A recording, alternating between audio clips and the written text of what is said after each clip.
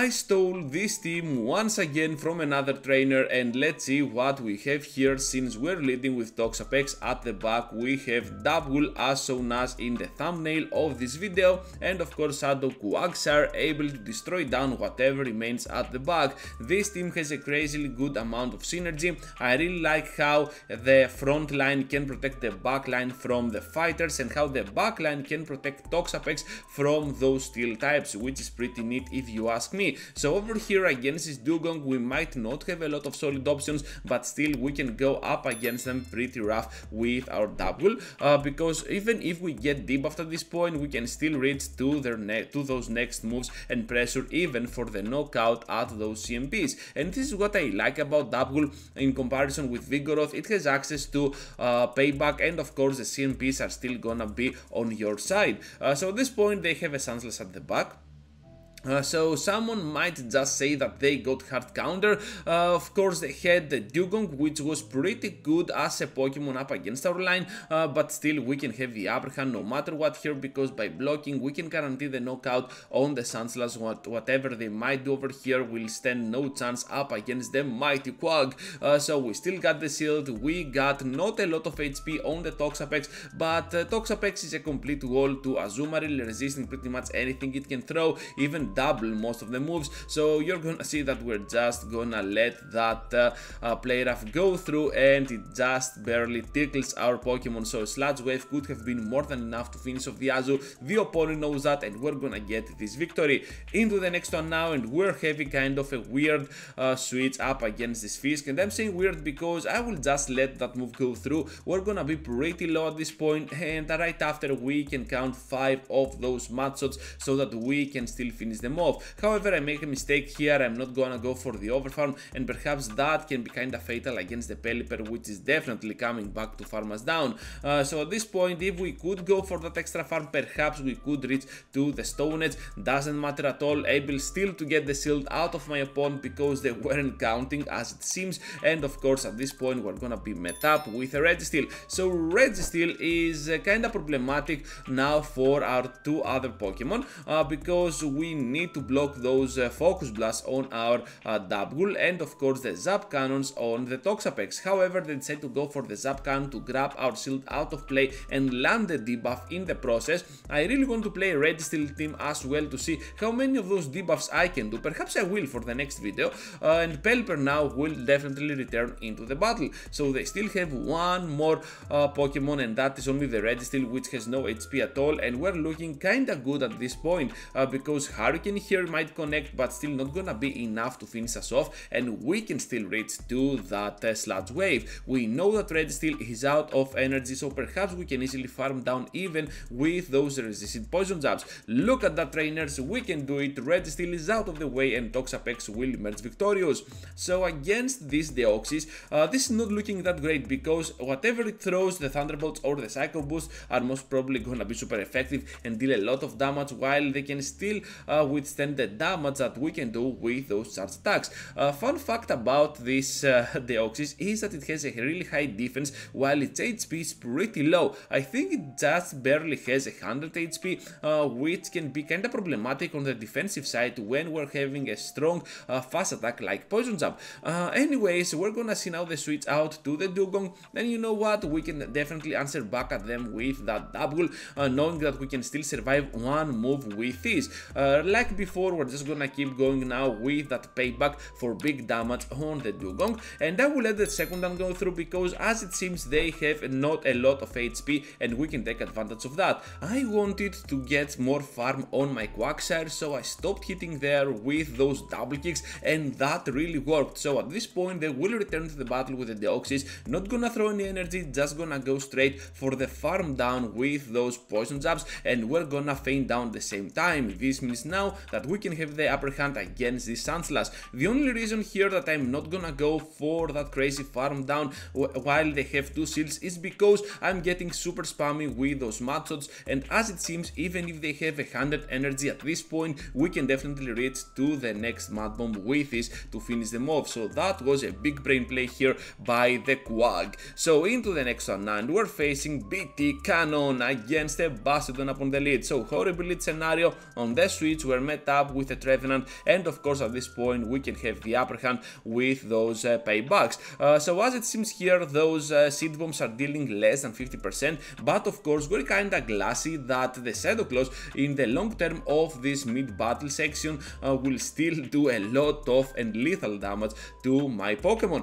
So we need to be extremely careful here. I will sacrifice 2 of those shields because I definitely want to have the upper hand with my Quagsire over that Bastiodon. So here comes now the amazing payback for big damage they want to block, and we can safely outspeed now to the next move, just barely enough, not even safely.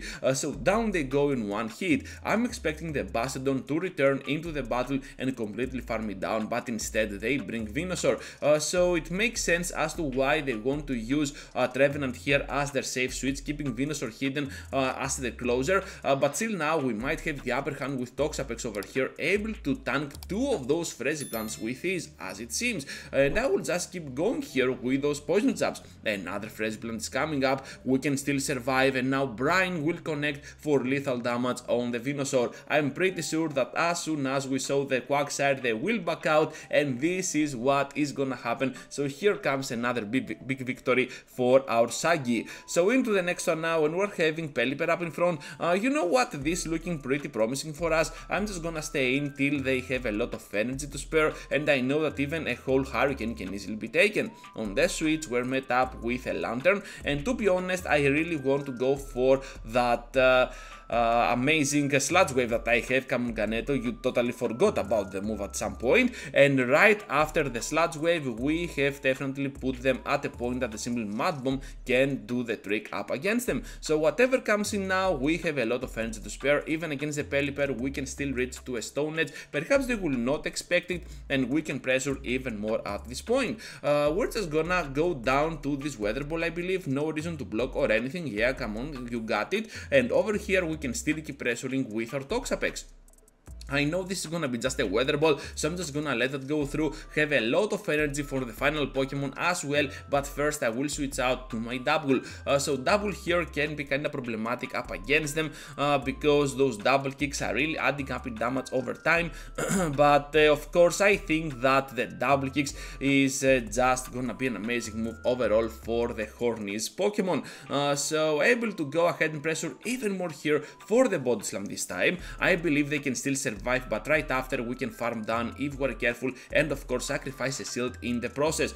So I know that this Pokemon is getting super low. We have to rely on the fact that we can catch a move on our Toxapex, and we can absolutely do that right after, and we have to rely now on the double kicks to finish off this Pelipper, and that is gonna be a great game from both ends, me and my opponent, since my opponent did a whole good job up against my team.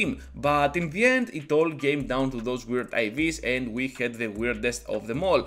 So against this Lantern upon the lead, horrible lead scenario, we have to switch out of there to our Double, and most of the times this Pokemon is gonna be our main safe switch, especially against an electric type Pokemon. And of course, as you're gonna see, you still have the Pokemon Quagsire and Mudboy at the back to counter that electric type at the end game. So definitely an all-around team for Great League for sure, this one is.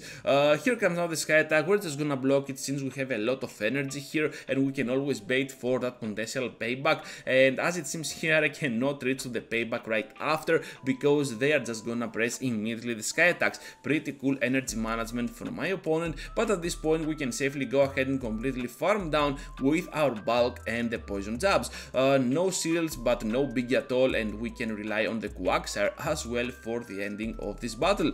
So as it seems here comes now another Sky Attack. We're almost on the red, and we're just gonna press immediately this Sludge Wave. So it all depends on what they have as their third Pokemon, as I'm trying to catch one Thunderbolt here, and that is not gonna work at all.